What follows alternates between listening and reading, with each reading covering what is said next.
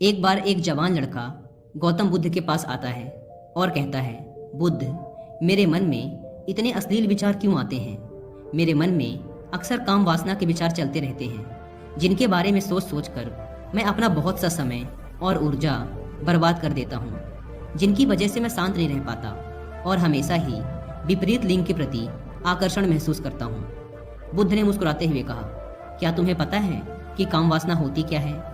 लड़के ने कहा, बुद्ध, मुझे ये तो नहीं पता कि काम वासना का मतलब क्या है, लेकिन ये जो कुछ भी है बहुत बुरी है।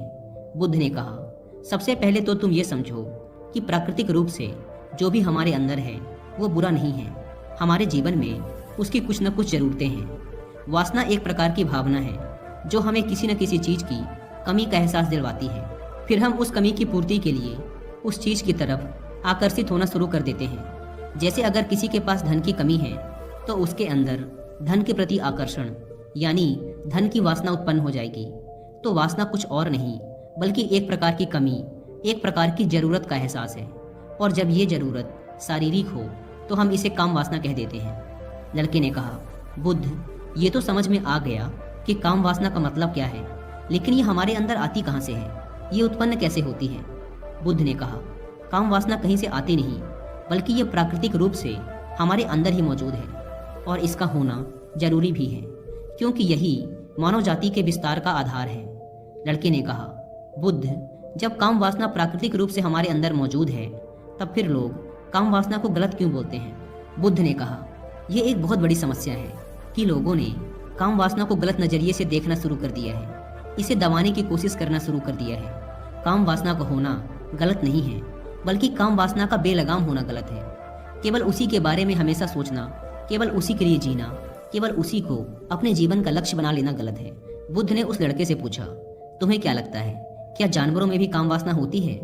लड़के ने कहा, हाँ बुद्ध, जरूर होती है, क्योंकि आखिर जानवरों को भी तो अपनी पीढ़ी आगे बढ़ानी है। बुद्ध ने कहा, फिर हम जानवरों की काम वासना को गलत क्यों नहीं कहते? लड़के ने कहा, पता नहीं बुद्ध, आप ही बताएं। बुद्ध ने कहा, क्योंकि जानवर अपनी काम वासना का उपयोग सिर्फ संतति उत्पन्न करने के लिए करते हैं, उसे खुशी प्राप्त करने के लिए नहीं और ना ही सुख भोगने के इरादे से। क्योंकि जानवरों को प्रकृति ने इतनी सोचने समझने की क्षमता नहीं दी कि वो अपनी काम वासना को अपने क्षणिक सुख का आधार बना सके, जबकि हम इंसान अपनी सोचने समझने की क्षमता का उपयोग करके प्रकृति में पाई जाने वाली हर चीज का अपने सुख और आनंद के लिए उपयोग करने का प्रयास करते हैं। हम इंसानों ने काम वासना के साथ भी यही किया है, इसे अपने आनंद और भोग का आधार बना लिया है।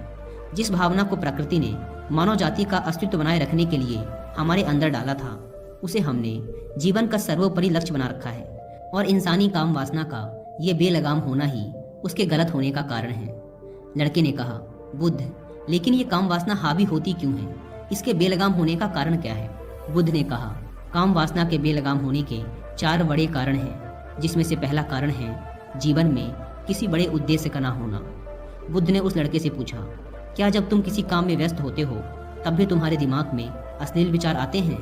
लड़के ने कहा, नहीं बुद्ध, जब मैं व्यस्त होता हूँ तो मेरे दिमाग में अश्लील विचार नहीं आते। बुद्ध ने कहा, हमारा दिमाग एक बार में सिर्फ एक चीज के बारे में ही सोच सकता है, इसलिए जब हमारे दिमाग में कोई दूसरे विचार चल रहे होंगे तो अश्लील विचार आ ही नहीं सकते। अगर हमारे जीवन में कोई बड़ा और स्पष्ट लक्ष्य है और अगर हम उस लक्ष्य के प्रति पूरी तरीके से समर्पित हैं तो हमारे पास कभी इतना समय ही नहीं होगा कि ये फालतू विचार हमारे मन में घर कर सकें। और अगर ऐसे विचार उठते भी हैं तो हमारे मजबूत लक्ष्य के विचार इन्हें आसानी से हमारे मन से विस्थापित कर देंगे। लेकिन असल समस्या ये है कि अधिकतर लोगों के पास एक मजबूत और स्पष्ट लक्ष्य की कमी है। काम वासना के बेलगाम होने का दूसरा कारण है समाज के द्वारा इसे गलत बताकर दबाए जाने की कोशिश करना। लोगों के एक बड़े तबके ने कामुकता को हमेशा ही शक की नज़र से देखा है और इसका सबसे बड़ा कारण है कि हमने अपने यौन अंगों को शरीर के बाकी अंगों की तरह स्वीकार नहीं किया, जबकि हमारे यौन अंग भी हमारे बाकी अंगों जैसे हाथ, पैर, मुंह आदि के समान ही बस एक अंग हैं जो अपना काम करते हैं, जिसके लिए प्रकृति ने उन्हें बनाया है। लेकिन हमने इन प्रजनन अंगों को कुछ ज़्यादा ही रहस्यमय बना दिया है और जब कोई चीज़ रहस्यमय बन जाती है तो उसके प्रति लोगों की एक अलग ही रुचि जागृत हो जाती है, जिसकी वजह से लोग जाने अनजाने में काम वासना के प्रति आकर्षण महसूस करते हैं। बुद्ध ने आगे कहा, जब किसी विचार को दबाने का, उसका दमन करने का प्रयास किया जाता है, तब वह विचार और मजबूती के साथ उभर कर आता है। और यही काम वासना के विचारों के साथ भी किया जा रहा है। बुद्ध ने कहा, अगर मैं तुमसे कहूँ कि आम के बारे में मत सोचना, तो तुम्हारे मन में पहला चित्र किस चीज़ का आया? लड़के ने कहा, बुद्ध, मेरे मन में पहला चित्र आम का ही आया। बुद्ध ने कहा, इसी प्रकार जब हम अश्लील विचारों को जबरदस्ती रोकने का प्रयास करते हैं तो वो और मजबूती के साथ हमारे अंदर उठते हैं। इसलिए कभी भी विचारों को दबाने की कोशिश ना करें। लड़के ने कहा, हाँ बुद्ध, ये तो मैंने भी महसूस किया है। बुद्ध ने कहा, इंसानों में कामुकता के हावी होने का तीसरा कारण है हमारा अपने विचारों के प्रति जागरूक ना होना। हमारे मन में कैसे विचार चल रहे हैं, हम इस पर कभी ध्यान ही नहीं देते।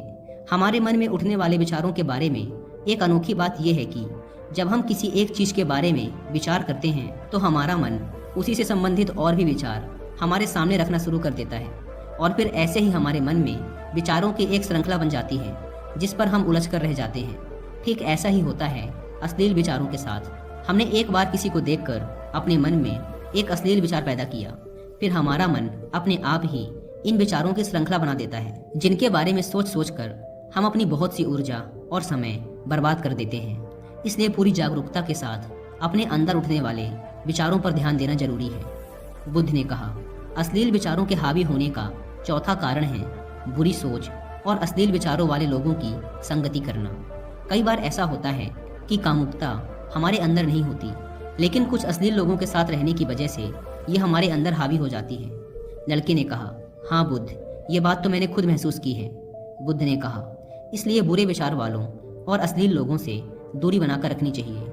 लड़के ने कहा, बुद्ध, ये तो समझ में आ गया कि कामुकता हावी कैसे होती है, लेकिन इसे हावी होने से रोका कैसे जा सकता है? बुद्ध ने कहा, सबसे पहले तो तुम ये समझो कि काम वासना की ऊर्जा को रोका नहीं जा सकता, इसे सिर्फ रूपांतरित किया जा सकता है। और इस ऊर्जा को रूपांतरित करने के दो तरीके हैं, पहला है प्रेम और दूसरा है ध्यान। जब हम सच्चे प्रेम में होते हैं तो हमारे अंदर के कामुकता की ऊर्जा हमारी खुशी और हमारे आनंद में परिवर्तित हो जाती है। लेकिन ज़्यादातर लोग शारीरिक आकर्षण को ही प्रेम मानते हैं, जो कि ऊर्जा का व्यय करता है, रूपांतरण नहीं। काम वासना की ऊर्जा को शरीर के अंदर ही रूपांतरित करने का सबसे सफल तरीका है ध्यान।